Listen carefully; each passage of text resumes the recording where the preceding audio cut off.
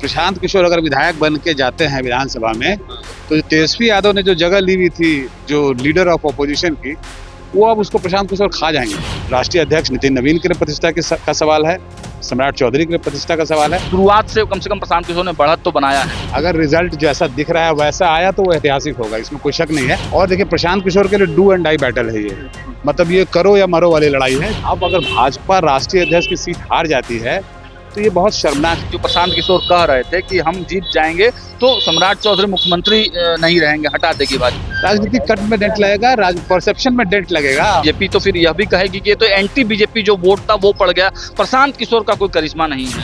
नमस्ते, मेरा नाम सागर कुमार है और आप न्यूज हाट देख रहे हैं। देखिए, बांकीपुर ने तो सच में इतिहास रच दिया। हमारे साथ वरिष्ठ पत्रकार और एनडीटीवी के editor in chief Prabhakar sir हमारे साथ मौजूद हैं। बहुत बहुत स्वागत है सर आपका हमारे चैनल में। सर, बांकीपुर ने तो इतिहास रच दिया लगभग। मैं अभी बोलूंगा नहीं कि इतिहास रच दिया है, लेकिन रचने के कगार पे है। सो अभी थोड़ा इंतजार कीजिए, अभी रिजल्ट आने दीजिए। अगर रिजल्ट जैसा दिख रहा है वैसा आया तो वो ऐतिहासिक होगा, इसमें कोई शक नहीं है।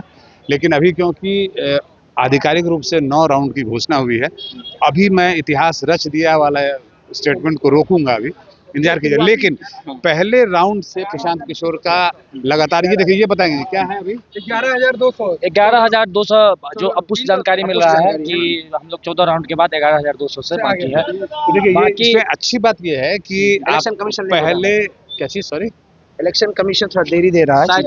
एक चीज की निराशा है हमें, वो तो आधिकारिक हमें एक चीज की निराशा है कि हम लोग जब देखते थे कि जब काउंटिंग बहुत सारा हम लोगों ने देखा है, जब मोदी जी के हम लोग अंधभक्त थे उस समय भी देखते थे कि मीडिया में जो है जल्दी अपडेट होता था और बाद में आज मीडिया में अपडेट ही नहीं हो पा रहा है। मतलब आप लोगों को नहीं कह रहा, तो राष्ट्रीय स्तर की मीडिया है उसमें देख रहे 5वां ये चल रहा है, 11वां राउंड है, वहाँ पे 5वां राउंड अपडेट हो रहा है। ये एक निराशा है। उसमें निराशा मत होइए, मैं आपको बताऊँ, उसका तरीका बता दे रहा हूँ। हमारे पास जानकारी आपने दे दिया ना, उसके बाद भी हम नहीं चलाते। हम आधिकारिक घोषणा जब होती है उतना ही चलाते हैं। अन्य टाइम पे चलता था पहले। नहीं, कभी नहीं चलता। वो एक अलग मुद्दा है। प्रभाकर, इसके मायने क्या है? शुरुआत से कम प्रशांत किशोर ने बढ़त तो बनाया है, इसके मायने क्या? देखिए, उसके हर राउंड में जो है उनका बढ़त बढ़ता जा रहा है। सबसे बड़ी बात यह है, हर राउंड में उनकी बढ़त बढ़ रही है। और देखिए, प्रशांत किशोर के लिए डू एंड डाई बैटल है ये, मतलब ये करो या मरो वाली लड़ाई है। क्योंकि आप देखिए, जब विधानसभा का चुनाव हुआ उसमें इन्होंने पूरे सीटों पर अपने कैंडिडेट उतारे। उम्मीद थी कि कुछ ना कुछ ये लाएंगे सीट, एक भी नहीं रहा, 0 शून्य पे रहे ये। तो प्रशांत किशोर की पार्टी के अस्तित्व का सवाल था ये जो लड़ाई है ना, ये प्रशांत किशोर और उनकी पार्टी जन स्वराज के अस्तित्व की लड़ाई है। डू और डाई बैटल इसको बोलते हैं, करो या मरो की लड़ाई। इसीलिए प्रशांत किशोर ने इसको लड़ा भी है करो मरो स्टाइल में। करो मरो स्टाइल में आपने देखा होगा उन्होंने, लेकिन सर बीजेपी भी करो मरो ही स्टाइल नहीं, वही मैं उस पर आ रहा हूँ। वही तो प्रशांत किशोर के लिए करो और मरो की लड़ाई है। जहां तक बीजेपी का बात है, इसकी प्रतिष्ठा से जुड़ा हुआ ये सीट है। पिछले 40 साल से भाजपा के पास है ये सीट। आपके राष्ट्रीय अध्यक्ष की सीट है ये, उनके पिता के पास थी पहले, उसके बाद अभी उनके पास थी और पिछले 5 टर्म से वो उस पर विधायक रहे हैं। अब अगर भाजपा राष्ट्रीय अध्यक्ष की सीट हार जाती है तो ये बहुत शर्मनाक है। उसके अलावे ये सीट जो है, ये आपको ये जो लड़ाई हो रही है, सम्राट चौधरी के मुख्यमंत्री बनने के बाद पहली राजनीतिक लड़ाई है। मतलब पहला चुनाव है ये, पहला चुनाव ही है, पहला चुनाव है, भले वो उपचुनाव हो, पहला चुनाव है। तो ये राष्ट्रीय अध्यक्ष नितिन नवीन के लिए प्रतिष्ठा का सवाल है, सम्राट चौधरी के लिए प्रतिष्ठा का सवाल है, और प्रशांत किशोर के लिए तो करो मरो वाली लड़ाई है। उसमें तो कोई कंफ्यूजन है नहीं।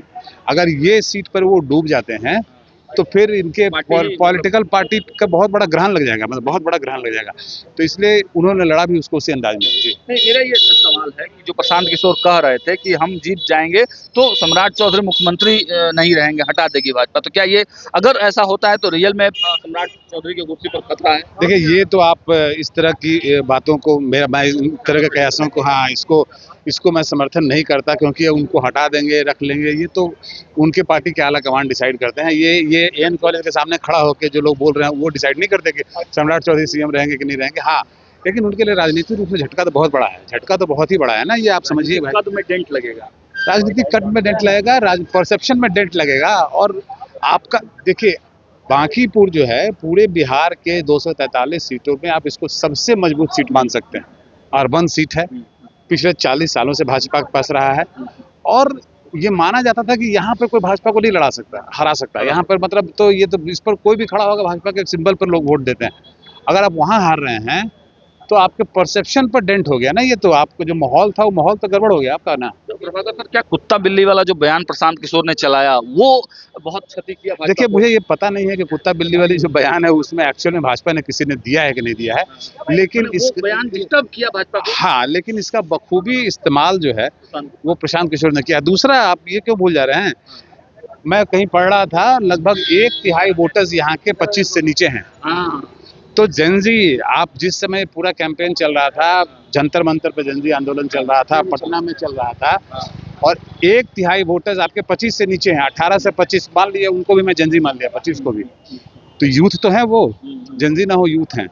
तो 25 से नीचे वाले 1/3 अगर वोटर हैं, क्या उनका गुस्सा भी फूटा है? क्या वो निकल के वोट किए हैं? क्योंकि उनका आंदोलन तो सरकार के खिलाफ था, उनका जो भी आंदोलन हुआ तो भाजपा के खिलाफ चल रहा था ना, तो क्या उनका गुस्सा भी दिखेगा इसमें? तो ये सब देखिए, ऐसे तो इसकी आप विवेचना करेंगे जब इसका फाइनल रिजल्ट आ जाएगा, क्योंकि उसमें जब इलेक्शन कमीशन आपको डेटा देगा तो बूथ वाइज डेटा देगा, तो आप एक्चुअली उसका विवेचना कर सकते हैं। एक चीज और, इसमें परसेप्शन की राजनीति अगर अभी कहते हैं बीजेपी, तो फिर यह भी कहेगी कि ये तो एंटी बीजेपी जो वोट था वो पड़ गया, प्रशांत किशोर का कोई करिश्मा नहीं है। ये भी सच्चाई है? नहीं, एंटी बीजेपी वोट आप इसको क्यों बोल रहे हैं? एंटी बीजेपी वोट अगर ऐसा होता तो फिर आरजेडी के कैंडिडेट को पहले क्यों नहीं पड़ा?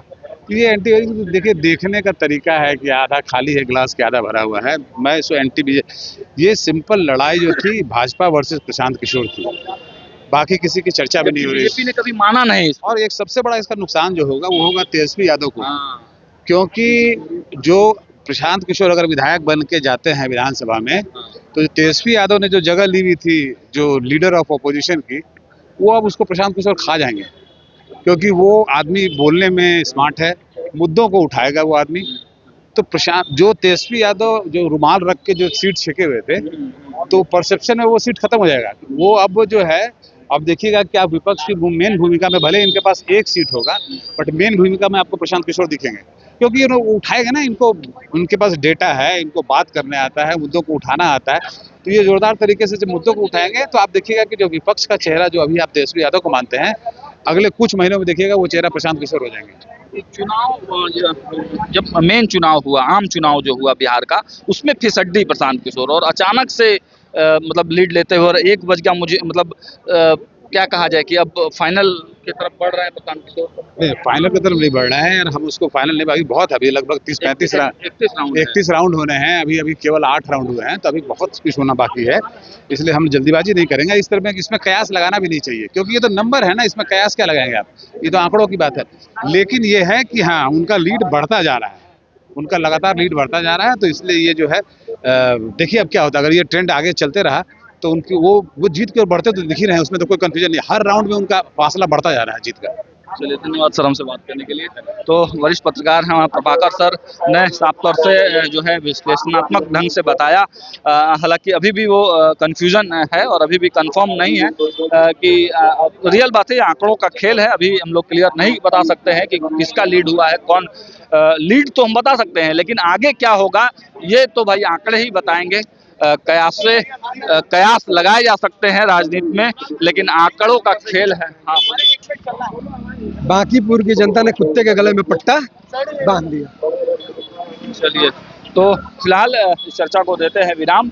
अपडेट्स के साथ साथ विश्लेषण करके भी आप तक ये बताएंगे कि आखिर एएन कॉलेज के भीतर जो मतगणना चल रहा है, वहाँ से जो आंकड़े आ रहे हैं, उस आंकड़े आने का मतलब क्या है, आंकड़े क्यों आए हैं, आंकड़ों के बाद की राजनीति बिहार की क्या होगी, वो सब अपडेट के साथ साथ विश्लेषण और पूरा जो सियासत है इस सीट की, उन तमाम चीजों की जानकारी आप तक पहुंचाने का प्रयास करते रहेंगे। जुड़े रहिए हमारे साथ, देखते रहिए न्यूज़ 8। बहुत बहुत धन्यवाद।